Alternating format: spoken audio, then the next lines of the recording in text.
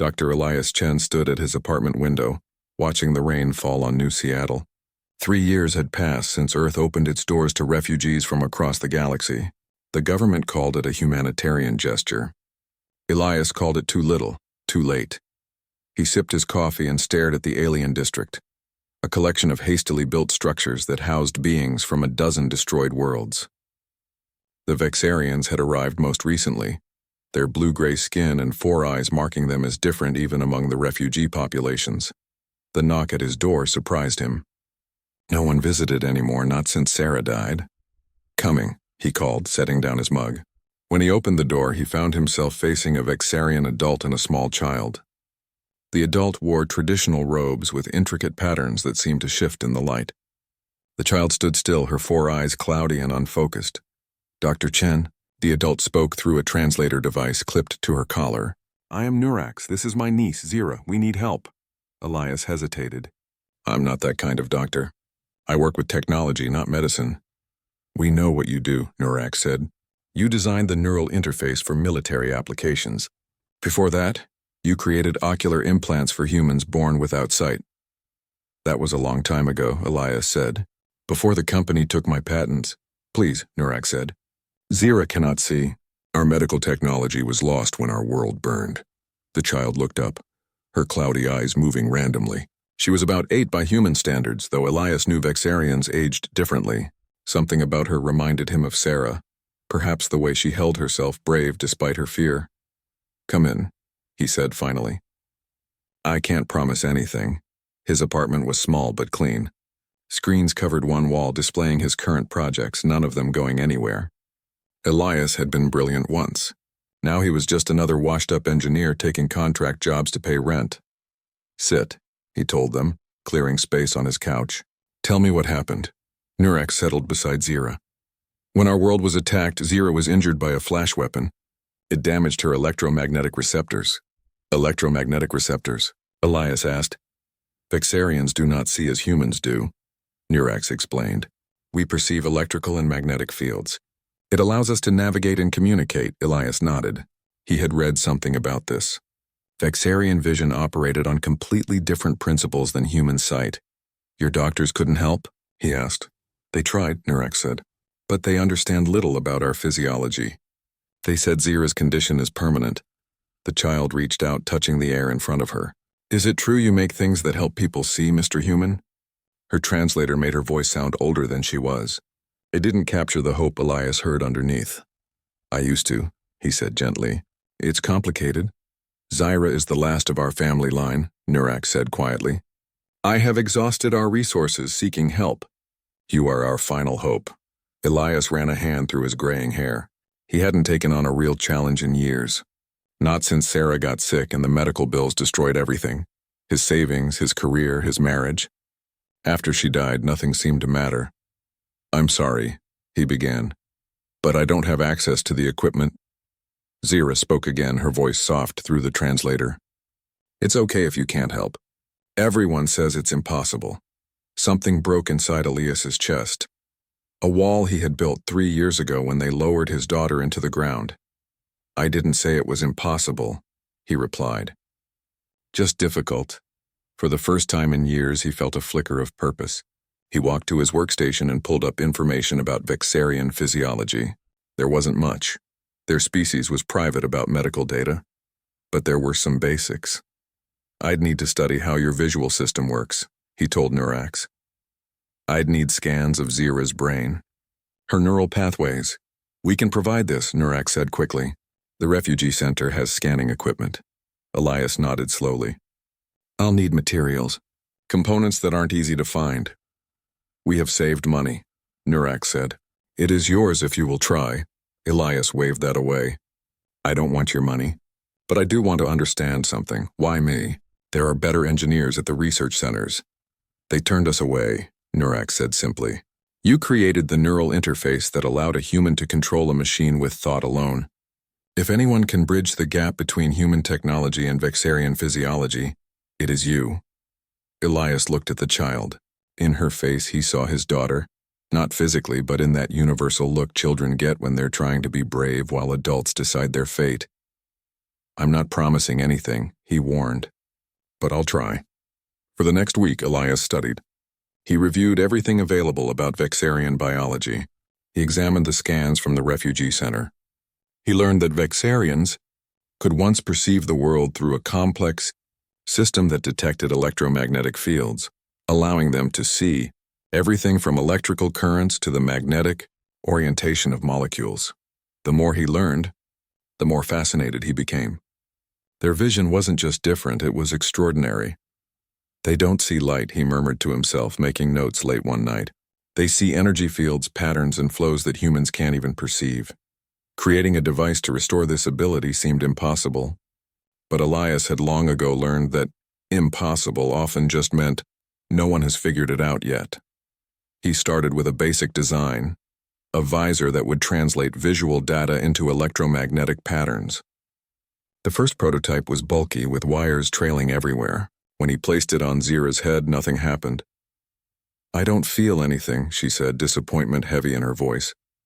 It's just the first try, Elias told her. There will be many more. Weeks passed. Elias neglected paid work to focus on the visor. His savings dwindled, but for the first time in years, he felt alive. Every failure taught him something. Every small breakthrough brought him closer. Nurax and Zira visited daily. The child's patience amazed him. She never complained even when the tests went on for hours. Why do you keep trying? Zira asked him one day while he adjusted the sixth prototype. Everyone else gave up. Elias's hand stilled. I had a daughter, he said after a moment. Her name was Sarah. She was very sick and I couldn't help her. Sometimes when I look at you, I see her. Zira reached out, her hand finding his arm with surprising accuracy. I'm sorry about your daughter, she said. On my world, we believe those we lose become part of the great energy field that surrounds us all. Elias smiled sadly. That's a nice thought. If I could see the fields again, Zira said, maybe I could see her there watching you. That night, Elias had a breakthrough. He had been approaching the problem from the wrong angle. Instead of trying to translate visual data into electromagnetic patterns, he needed to create a device that would stimulate Zira's brain directly, bypassing her damaged receptors. The next prototype was smaller, more elegant. It contained a quantum processor he had borrowed from his last contract job. Technology that wasn't supposed to exist outside government labs. 2 months after Nurax and Zira first knocked on his door, Elias believed he had a working model. The visor now fit comfortably on Zira's head, with no external wires. It hummed softly when activated. Ready?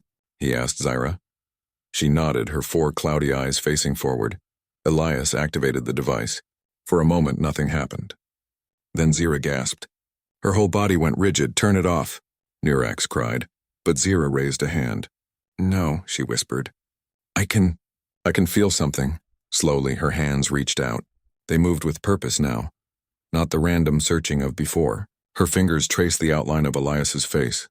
You have a beard, she said wonderingly, and your energy field is sad but also happy. Tears filled Elias's eyes. You can see me? Not like before, Zira said carefully. It's different. But yes, I can see you. I can see Aunt Nurax. I can see everything. Nurax was crying now too, the Vexarian's tears glowing slightly with bioluminescence. You've done the impossible, Dr. Chen. Elias shook his head. Not impossible, just difficult. As Zira explored the apartment with her new vision, touching objects and describing the energy fields around them, Elias felt something he hadn't experienced since before Sarah got sick. Pride, purpose, joy. He didn't know it yet, but his creation would change not just one child's life, but the fate of an entire species. And soon, very soon, it would bring 4 elite soldiers to his door. 2 weeks passed since Zira first saw with the prototype visor. Each day, Elias refined the device, making it smaller and more effective. The power cell now lasted longer, and the neural interface was smoother. Zira visited every afternoon after her refugee education classes, eager to test each new improvement. The colors are stronger today, she told Elias as she looked around his apartment. I can see the flow of electricity inside the walls. Elias nodded, taking notes. What about distance? Can you see farther than yesterday? Zira turned toward his window. I can see the energy signatures of people walking 3 buildings away. And there's something big moving in the sky. A transport ship, I think. Her accuracy amazed him. The visor didn't just let her see. In some ways, it let her see better than before her injury. Better than humans could ever see. Does it still hurt? Elias asked. The early versions had caused headaches as Zyra's brain adjusted to the new input. No pain, she said, smiling. Just sometimes too much information. But I'm learning to filter. Elias made another note. The device was adapting to her brain patterns, and her brain was adapting to the device. The integration was more successful than he had dared hope. Nurax watched from the kitchen area. You have given her back her future, she said quietly. Our people believed she would always be dependent on others. Now she navigates better than I do. She's a quick learner, Elias replied. He didn't mention his growing concerns. The technology he had created was far beyond what human science had officially developed. He had taken shortcuts, used theoretical concepts that shouldn't have worked so perfectly. If anyone discovered what he had done, his financial situation was becoming desperate too. He hadn't taken a contract job in months. His rent was overdue, and he had been living on the simplest foods to save money for components. None of that mattered when he saw Zyra exploring the world with growing confidence. Yesterday, she had described the magnetic field of Earth itself, something no human could perceive. I have a surprise, Elias said, reaching into his workbench drawer. He pulled out a smaller, more elegant version of the visor. This one should be more comfortable, and I've disguised it to look like regular glasses. The new visor was sleek and black, with thin frames that curved gracefully around Zyra's face. When she put it on, it was hardly noticeable except for a faint blue glow around the edges. It feels lighter, Zyra said, adjusting it. And, oh, I can see new patterns now, subtle ones like the tiny energy flows in plants. Elias smiled. I've increased the sensitivity. You should be able to detect even the smallest electromagnetic fields. Nurax approached, examining the device. It looks almost normal. She could wear this in public without drawing attention. That's the idea, Elias said. The fewer questions, the better. He didn't tell them that the new visor contained even more advanced technology. A neural interface that learned and adapted constantly, and a quantum processor that performed calculations that should have required a room-sized supercomputer. Can we go outside? Zyra asked eagerly. I want to see the world with these new eyes. Elias hesitated. They had only tested the visor in his apartment. Taking it into public meant risk of malfunction, of unwanted attention. Please, Zyra added. Just to the park? I want to see the trees. How could he refuse? All right, he agreed. But just a short walk, and if anything feels wrong, tell me immediately. The small park near Elias's apartment building was one of the few green spaces in the city. As they walked, Zyra described what she was seeing. The electromagnetic auras of different plants, the energy signatures of birds in flight, the complex patterns of human technology all around them. Everything is connected, she said wonderingly. I can see how the Earth's magnetic field touches everything like it's holding us all in a giant hand. Elias listened, fascinated. The visor was giving her insights that no human scientist had ever had. Her descriptions might lead to new discoveries, new understandings of the world. A group of human children played nearby. They stared at Zyra, some with curiosity, others with the casual cruelty children sometimes show to those who are different. What's wrong with her eyes? One boy called out. Zyra turned toward the voice. Nothing is wrong with my eyes, she replied calmly. They just work differently than yours. The boy approached, peering at her. You're one of those aliens from the East District. I am Vexarian, Zyra said with dignity. My people could see magnetic fields before your ancestors learned to make fire. The boy blinked, surprised by her confidence. Can you really see magnetic stuff? That's kind of cool. Zyra smiled. I can see the electrical signals in your brain right now. You're curious, not afraid. That's good. The other children gathered around asking questions. Zyra answered patiently, explaining how her vision worked in simple terms. Elias watched with pride. In moments like this, he glimpsed how the future might be. Humans and aliens learning from each other, growing together. As they walked home, Elias noticed a figure watching them from across the street. Human, wearing the uniform of the Bureau of Extraterrestrial Affairs. When Elias looked directly at him, the man turned away, but the encounter left him uneasy. Is something wrong? Nurax asked, noticing his concern. Probably nothing, Elias said. Let's get back. That night, after Nurax and Zira had gone, Elias reviewed his work. The visor was a breakthrough that could help countless beings, not just Vexarians, but anyone with vision impairments. But it also represented technology that powerful interests might want to control. He needed to publish his findings, make the technology public before someone tried to take it. But that would mean revealing the shortcuts he had taken, the rules he had broken. His computer chimed with an incoming message. It was from Dr. Lydia Park, his former colleague at Neurotech Industries. Unusual energy signatures detected near your residence. The message read, quantum fluctuations that shouldn't be possible with current technology. What are you working on, Elias? People are asking questions. Elias deleted the message without replying. Lydia had been a friend once before the company took his patents and pushed him out. He couldn't trust her now. He spent the night backing up his research, encrypting the data, and hiding copies in different locations. If someone came for his work, they wouldn't find everything. The next morning, Zira arrived early, her face alight with excitement. I had an idea, she said, barely waiting for Elias to open the door. What if the visor could be adjusted to let humans see like Vexarians? You could experience my world. Elias smiled at her enthusiasm. That's an interesting thought.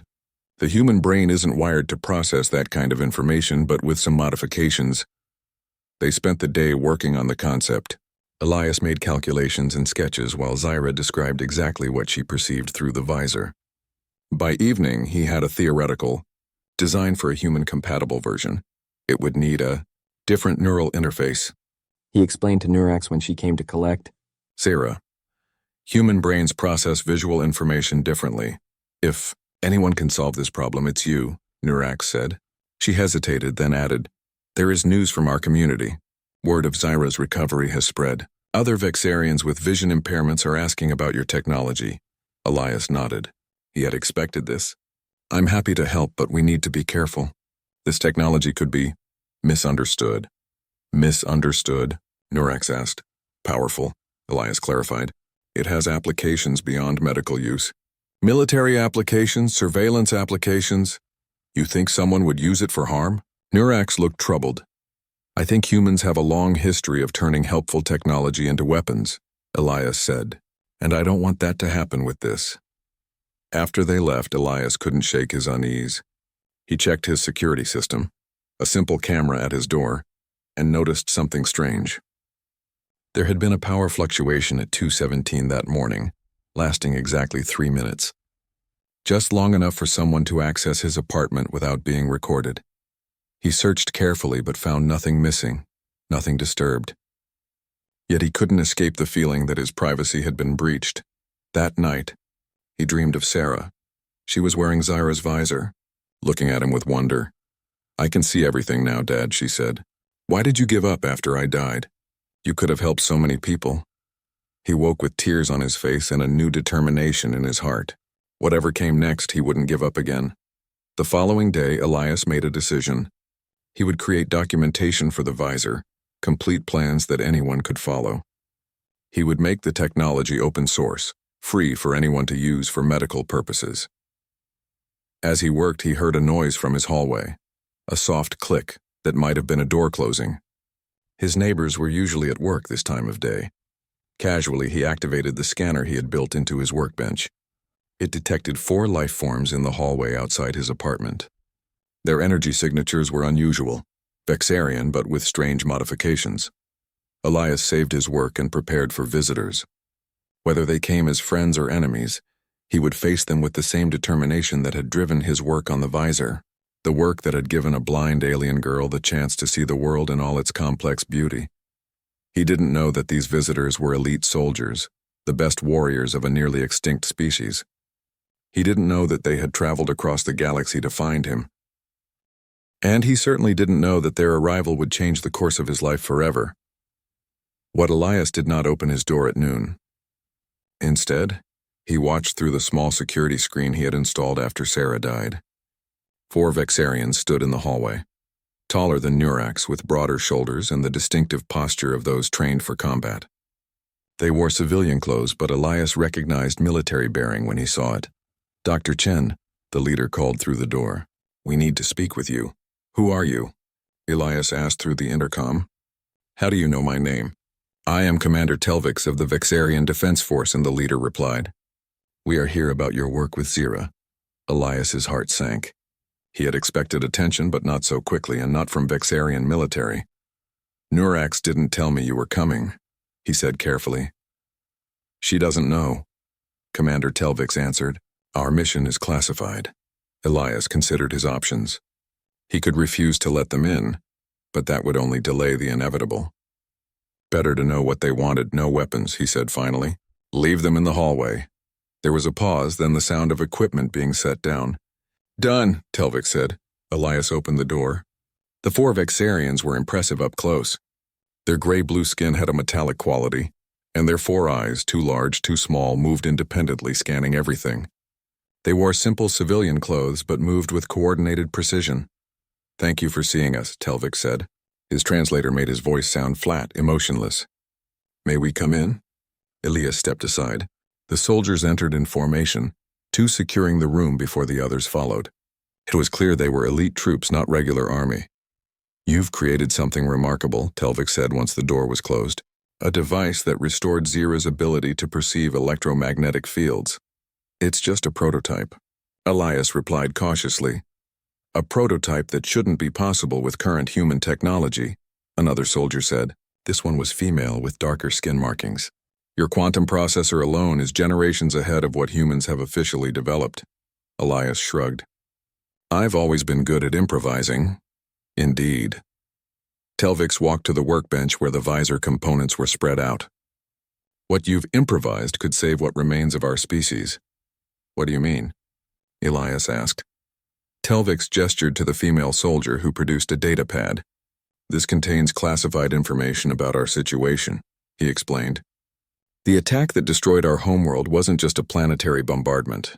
The weapons used were designed specifically to target our species," the female soldier continued. "The weapons emitted a radiation that damages Vexarian electromagnetic receptors. 90% of survivors have some degree of vision impairment. 20%, like Zira, are completely blind. The children are most affected," added another soldier, his voice softer than the others. "Without the ability to perceive electromagnetic fields, they cannot learn our culture, our history, our way of life."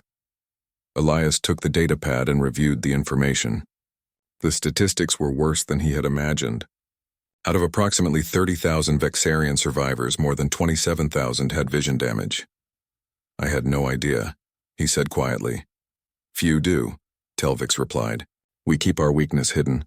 There are those who would finish what they started if they knew how vulnerable we are." Elias understood the implications. Without their unique vision, the Vexarians would lose their identity, their connection to their past. Within a generation, they would be a shadow of their former selves. "My visor can help," he acknowledged, "but mass production would be difficult. Each one needs to be calibrated to the individual user." "We have engineers," the female soldier said. "Once we understand the principles, we can adapt the design." "What exactly are you asking me?" Elias set down the datapad. "Come with us," Telvix said simply. "Bring your research, your prototypes. Help us save our people." Elias laughed without humor. "Just like that? Leave my life behind?" "What life?" the quiet soldier asked. "You live alone. You have no family. Your career was destroyed years ago. What keeps you here?" The question struck deeper than Elias wanted to admit. What did keep him here? Memories of Sarah? A career that had never recovered after her death? The few friends who had drifted away during his grief? "I need time to think about this," he said finally. "You have until tomorrow," Telvix replied. "Then we leave, with or without you." After the soldiers departed, Elias sat in silence, considering their request. They were right about one thing. He had little tying him to Earth. But leaving the planet was a drastic step. He was still thinking when Nurax and Zira arrived for their daily visit. "You seem troubled," Nurax said after watching him for a few minutes. "I had visitors today," Elias replied. "Vexarians, military." Nurax stiffened. "What do they want?" "They want me to go with them. To help other Vexarians with vision problems." "The soldiers came here?" Zira asked, her voice rising with excitement. "The special ones with the modified eyes?" Elias turned to her in surprise. "How did you know they had modifications?" I saw them yesterday watching our building, Zira explained.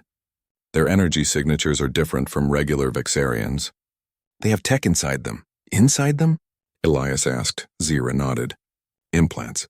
Like tiny versions of my visor, but built into their bodies. That's how they see so well. Nurax looked alarmed. You didn't tell me about this. I didn't want to worry you, Zira replied. They weren't doing anything wrong, just watching. Elias processed this new information. If the soldiers already had implanted technology similar to his visor, why did they need him? Did they tell you about the sickness? Zira asked suddenly. What sickness? Elias turned to Nurax for explanation. Nurax sighed heavily. It's not something we discuss with outsiders. After the attack on our world, many survivors began to experience progressive degeneration of their electromagnetic receptors. The refugee medical teams call it Vexarian sensory degenerative syndrome. It's happening to everyone, Zira added solemnly. Even me. The doctors say eventually no Vexarian will be able to see the fields. Your visor stopped the progression in Zira, Nurax explained. Something about the neural interface stabilizes the receptors, but the effect only lasts while she wears it. Now Elias understood the soldier's urgency. It wasn't just about helping those already blind. It was about preventing an entire species from losing their unique perception permanently. Why didn't you tell me this before? He asked Nurax. Pride, she admitted, and fear. If humans knew how vulnerable we are. You thought I wouldn't help? We thought you might pity us, Nurax said. We didn't want pity. We wanted respect, Elias nodded slowly. He understood pride. It had kept him from asking for help after Sarah died, had pushed him to isolation rather than facing his grief with others. The soldiers want an answer tomorrow, he told them. I'm not sure what to do. If you go, can I come too? Zira asked eagerly. I could help test the visors for other children. It would be dangerous, Nurax cautioned. The soldiers operate outside official channels. Everything worth doing has risks, Zira replied with a wisdom beyond her years. Before Elias could respond, his security system chimed. Someone was approaching his door. Multiple someones based on the motion sensors. Were you followed? He asked Nurax urgently. No, she replied, but moved protectively closer to Zira. Elias checked the security screen. 4 humans in the dark suits of the Bureau of Extraterrestrial Affairs stood in the hallway.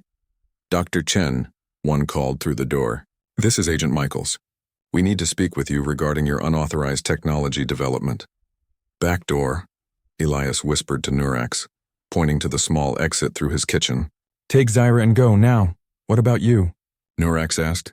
I'll handle this, Elias said, already gathering key components from his workbench. Get Zira somewhere safe. As Nurax and Zira slipped out the back, Elias quickly packed essential equipment into a bag. He had known this might happen. The visor technology was too advanced to go unnoticed for long. Dr. Chen, Agent Michaels called again. We have a warrant. Open the door or we'll be forced to enter. Elias took a deep breath, then opened the door. Gentlemen, he said calmly. How can I help you? Agent Michaels was a tall, thin man with cold eyes. Dr. Elias Chen, we have reason to believe you're in possession of restricted technology and engaging in unauthorized sharing of that technology with extraterrestrial entities. I'm helping a child see, Elias replied. Since when is that a crime? When it involves military-grade quantum computing, another agent said, pushing past Elias into the apartment, and neural interface technology that violated at least 6 international treaties. The agent spread through his apartment, opening drawers, examining his workstation. You've been busy, Dr. Chen, Agent Michaels said, picking up a visor component. This is impressive work, the kind of work that could be very valuable to the right people. It's not for sale, Elias said flatly. Everything's for sale, Michaels replied with a thin smile. The question is whether you get to set the price or whether we seize it as contraband. He looked around. Where is the Vexarian child? Our surveillance showed her visiting daily. She's not here, Elias said. Pity. We'd like to examine the working prototype. As the agents continued searching, Elias noticed something on his security screen. A shadow moved in the hallway, a shadow that bent light oddly as if it were. Elias felt himself being carried at incredible speed through darkened corridors. The Vexarian soldiers moved with inhuman grace, their stealth technology bending light around them so effectively that even Elias, held in their arms, appeared invisible to the human agents shouting behind them. "Where are we going?" Elias whispered. "Somewhere safe," came the reply, barely audible above the rush of air. They emerged onto the roof of his apartment building. A small craft waited there, its outline blurred by the same stealth technology the soldiers wore. As they approached, the craft's door slid open. Inside sat Nurax and Zyra. "You made it," Zyra exclaimed as the soldiers deposited Elias in the craft. "How did you—" Elias began. "The commander contacted us after your apartment was surrounded," Nurax explained. They moved quickly. The craft rose silently into the night sky as Commander Telvix removed his stealth gear. The other 3 soldiers did the same, revealing their true forms. "Thank you," Elias said to Telvix. "Those agents would have confiscated everything." Telvix nodded. "Human governments fear what they don't control. But we have a more urgent problem. Your Earth authorities have issued an alert for your capture. All spaceports will be watching for you." "Then how do we leave the planet?" Elias asked. "We have our ways," the female soldier replied. She removed her outer gear completely, revealing a body covered in subtle mechanical enhancements. "I am Lieutenant Merrick, second in command." "The tech inside you," Elias said, remembering what Zira had told him. "It's similar to my Visor design." "Similar but cruder," Merrick acknowledged.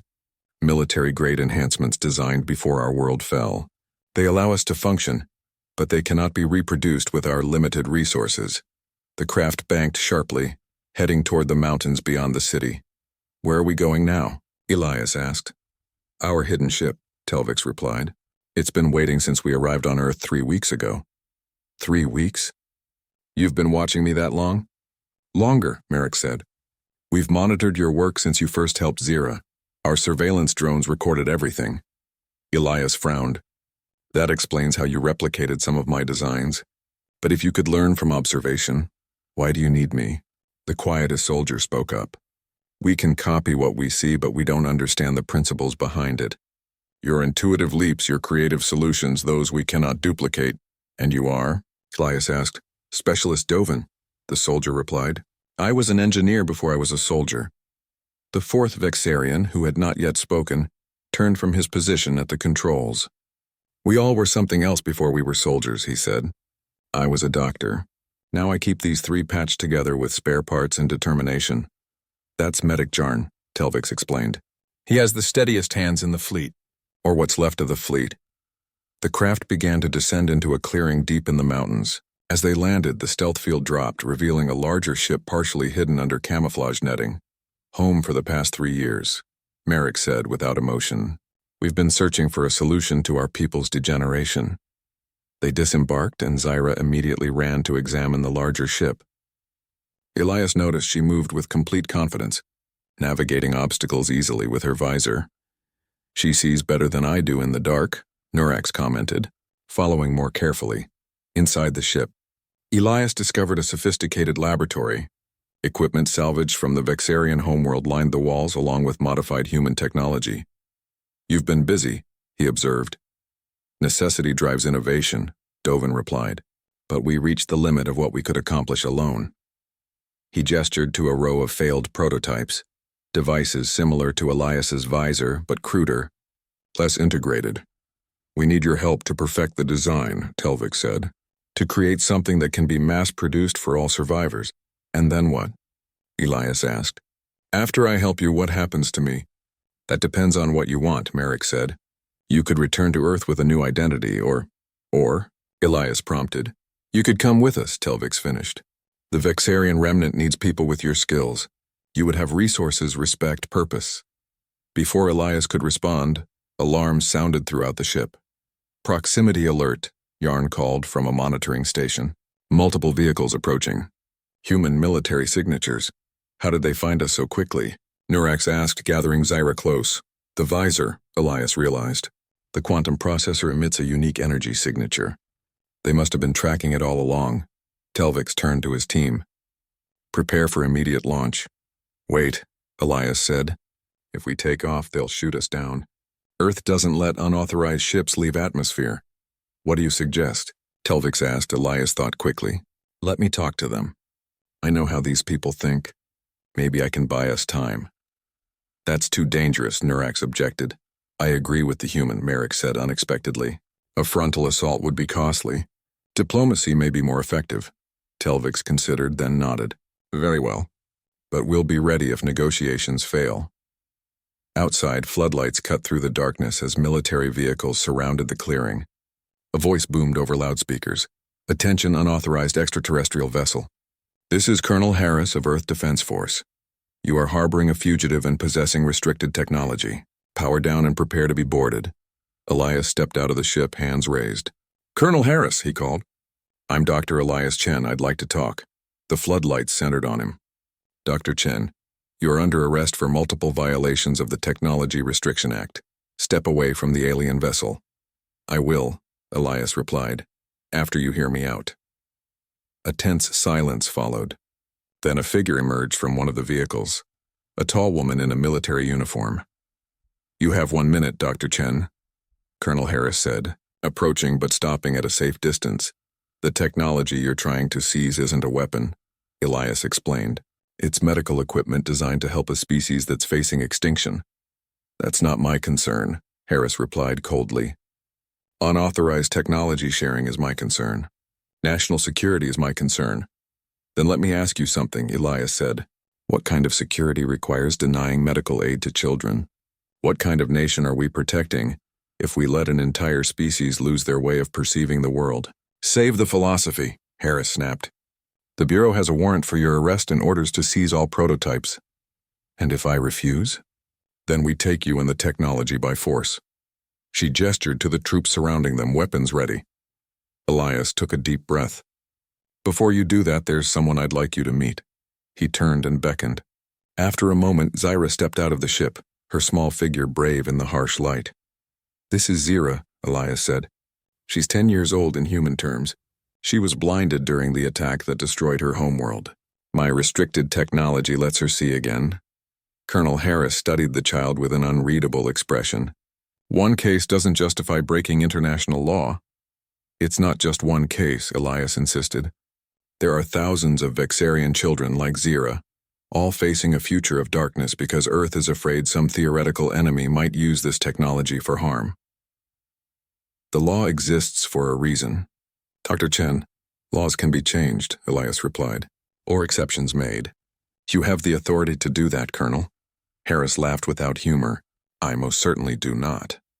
Actually, she does. The new voice came from behind the military line.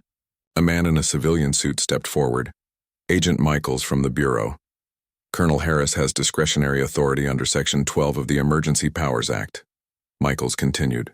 Specifically for cases involving humanitarian medical technology. Harris turned, clearly surprised. Agent Michaels, what are you doing here? Observing, Michaels replied, and reconsidering some hasty conclusions. He approached Zyra, who watched him curiously through her visor. Your energy field is conflicted, Zyra said to him.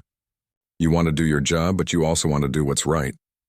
Michaels blinked in surprise. You can see that? I can see many things, Zyra replied simply. The visor shows me truth that eyes alone cannot perceive. Michaels turned to Harris. Colonel, I've reviewed Dr. Chen's work.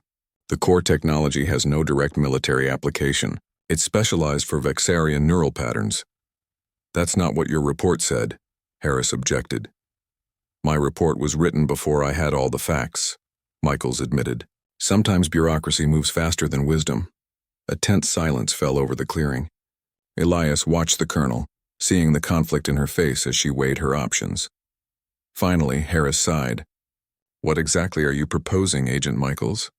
A compromise, Michaels said. Dr. Chen shares his research with Earth medical authorities under supervision. In exchange, he receives official sanction to work with the Vexarian refugees. And the existing prototypes? Harris asked. Registered and monitored, but not confiscated, Michaels suggested. The Vexarians agree to regular inspections to ensure the technology isn't modified for non-medical use. Harris considered this. I'd need authorization from higher up. I've already spoken to Director Coleman, Michaels said. She's prepared to support this arrangement, provided certain safeguards are in place. Elias looked at Michaels with new respect.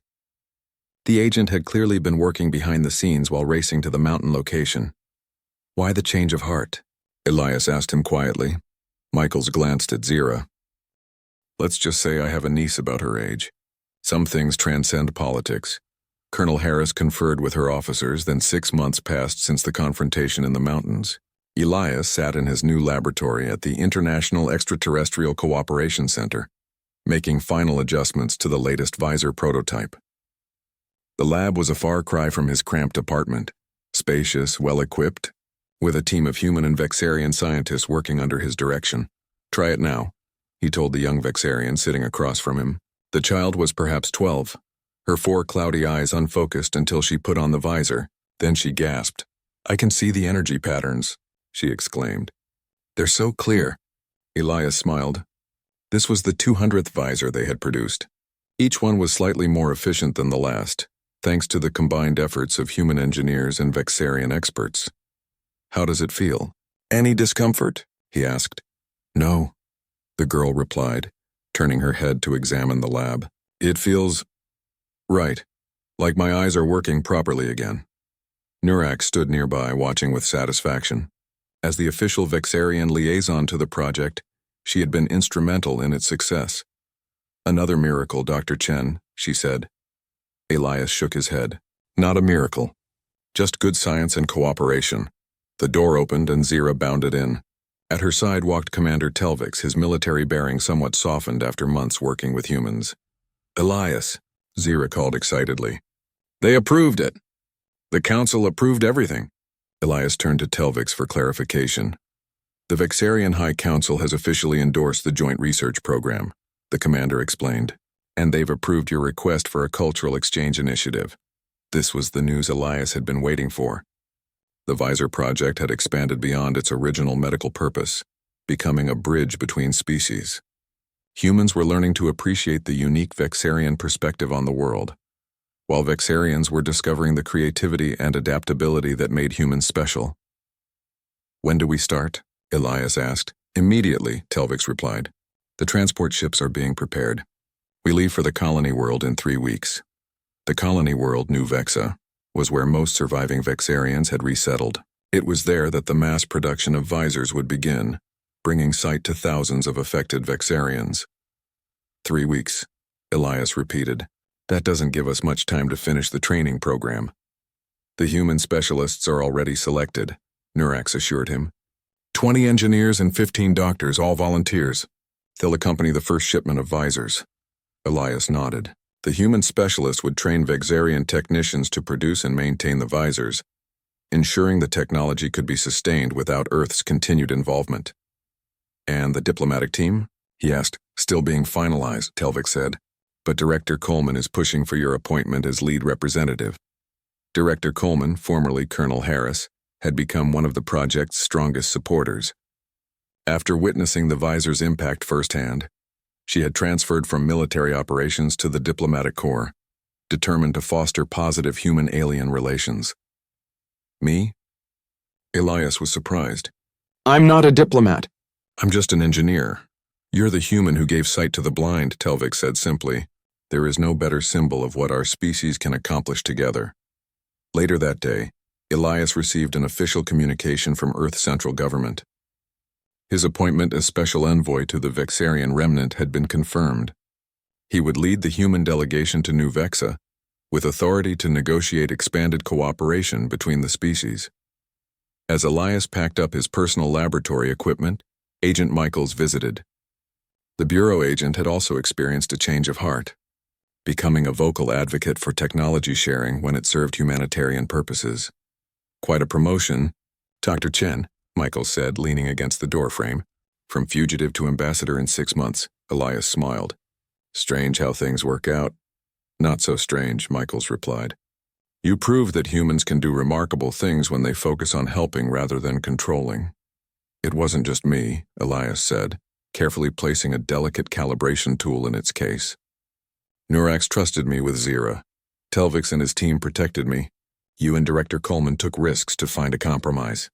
"True," Michaels acknowledged, "but it started with you. One human, helping one alien child, because it was the right thing to do."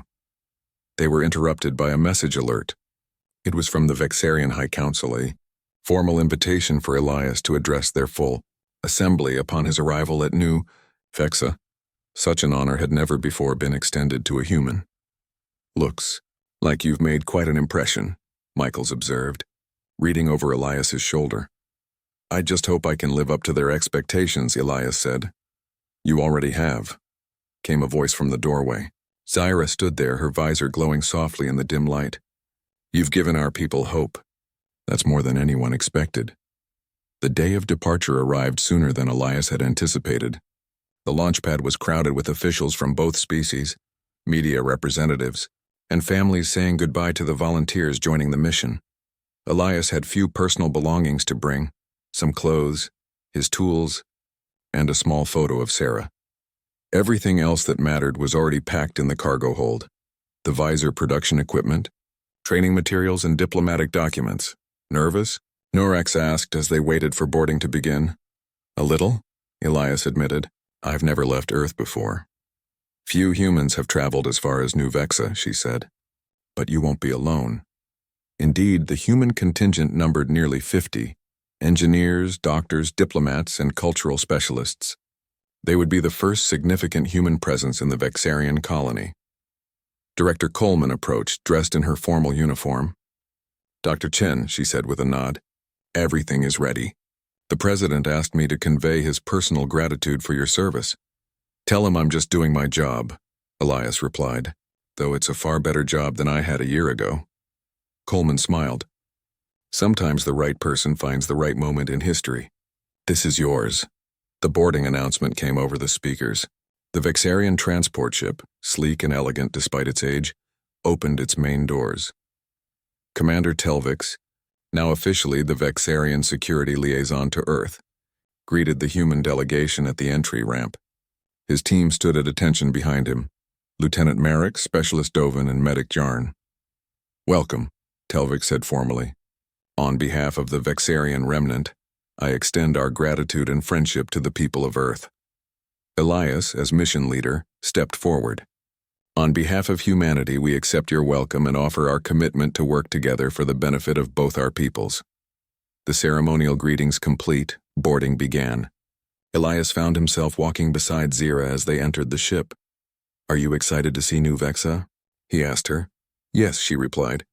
But I'm more excited about what comes next. What do you mean?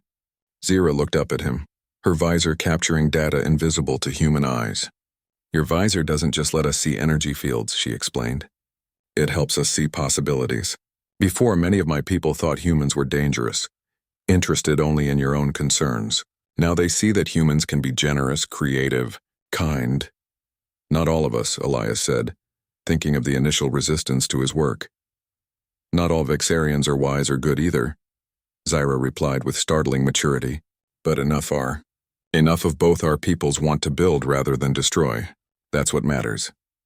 As the ship prepared for launch, Elias was shown to his quarters, a small but comfortable cabin adapted for human physiology. Through the viewport, he could see Earth growing smaller as they ascended.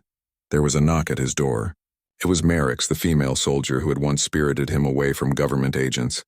Dr. Chen, she said formally, the captain requests your presence on the bridge for departure.